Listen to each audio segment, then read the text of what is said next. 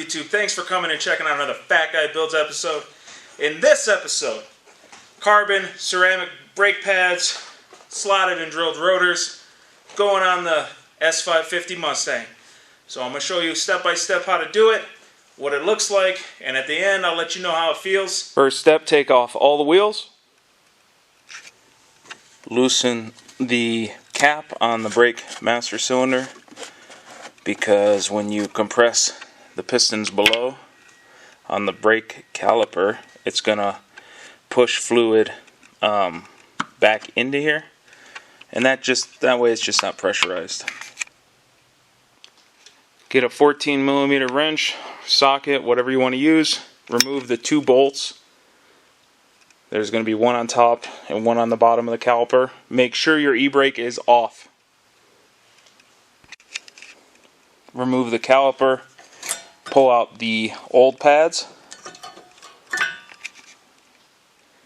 take an 18mm, and you're going to remove both of the caliper bracket bolts.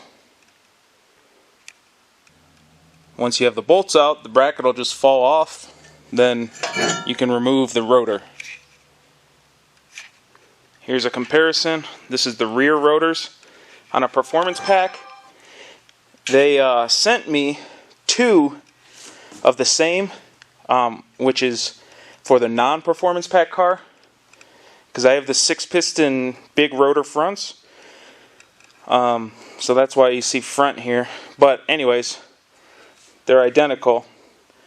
So I already shipped back the other set to get my right ones, which won't matter to you because it'll be in the video. But just make sure, if it says driver's side, you put it on the driver's side. If it says passenger side, you put it on the passenger side. Okay? So, I'm going to go ahead, replace this thing with these. Before you put it on, spray it down with brake cleaner on both sides.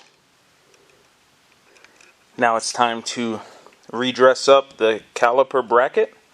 So grab the matching clips. Mine came with two bags. One was smaller clips and one with these longer clips that are the ones I need. So take a flathead, pop these old ones off, and put the new ones on. It comes with this grease, so we're going to put a small coating on these pins. So you just hold this and you pull the pin out, and it will come off just like that. Coat the pin and push it back in. Now that you lubed both pins, reinstall the bracket. Make sure you have this toolkit so that you can compress the rear calipers. Here's what the kit looks like. So to use this brake caliper tool, you got to grab the right piece here that fits in the little grooves, put it on the end of the tool. You move this shaft to where this metal piece contacts here. Then you turn this clockwise, but at the same time tightening this one counterclockwise to keep pressure here, and then it'll push the piston down. Keep going until it stops. It should be pretty much flush. Put the new brake pads on, and now we can put the caliper back on and put the two 14mm bolts in. And there you have it. One side done. Now go on the other side and do the same thing. Once you finish the back, go ahead and put the wheels back on. Here's the part number for the front passenger side rotor. Here's the part number for the front driver's side rotor.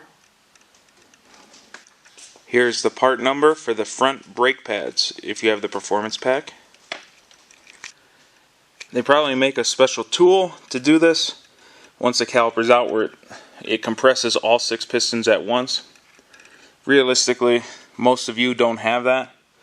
So just grab like 4 to 6 flatheads, and you have a piston here, here, and here on both sides. So you just need to make sure they're all compressed inside. So this pad should end up being totally flat with this piece on both sides. You're going to use a hammer. This will be fully seated in. The point will be sticking out here. Just give it a little tap to get it out.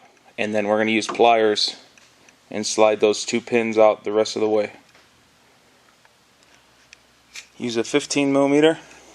There's a bolt down here and one up here. And that's what holds the caliper as a whole to the spindle. So we'll take that off, and then we'll be able to remove the pads and remove the rotor. You can set the caliper off on the subframe like that. It should stay. The rotor was a little stuck on mine, so I just smashed that thing once with a big hammer, and now it's loose. So just pull it off, chuck it in recycling. Before installation, make sure that you spray both sides of the rotor with brake cleaner. Each rotor has a sticker on it, tell you where to put it.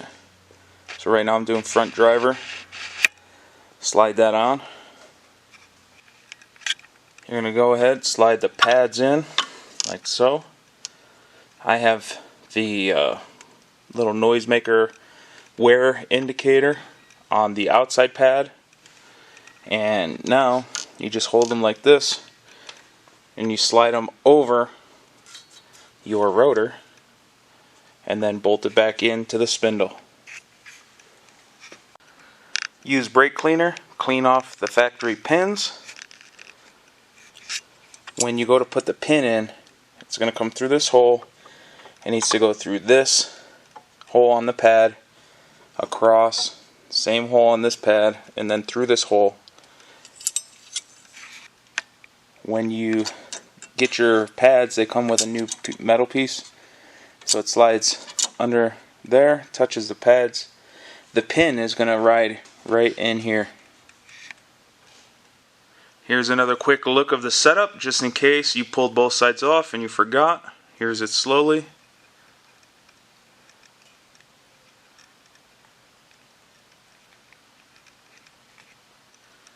Do a final cleaning and then put the wheel back on, and you're done. So here is another quick look.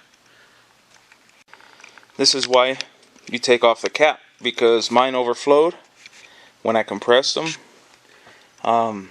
So I think that is because I did the clutch in the middle of this, and the clutch fluid is also the same fluid, and I filled it up when the pads were already probably like 30% worn, so there was more fluid put in. But anyways, clean it up and make sure you get it all off the paint pretty quick. Within about a half hour, it'll eat the paint right off the metal. With the car off, with everything back together, just start pumping the brakes until it gets really hard. Then we're going to turn on the car and pump the brakes, and then you should be all good. Clean up everything and put the lid back on your reservoir and top it off if you need to. If you don't, then don't. And that's it.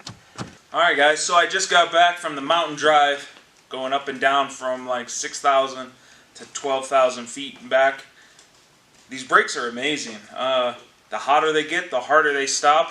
I couldn't get to a point where I had brake fade at all. And my Focus, I hit brake fade doing the same exact drive with the standard ceramic pads and stuff. So, performance, amazing. I was reading some comments on AmericanMuscle.com, people saying they were noisy, and I don't see how that really could be. These things are quiet. I don't hear any noise out of them.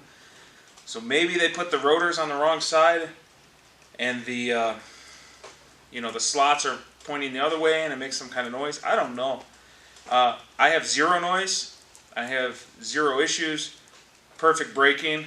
I can't wait to get this on the road course when they finally open that shit back up. Corona, damn. anyways, I highly suggest getting these if you beat on your car and you do track days, you do mountain roads, you do anything where you're pushing the car hard. This will stop you from flying off the edge. Well, it'll just stop the car when it's super hot, right? Anyways, till next time, wrench on.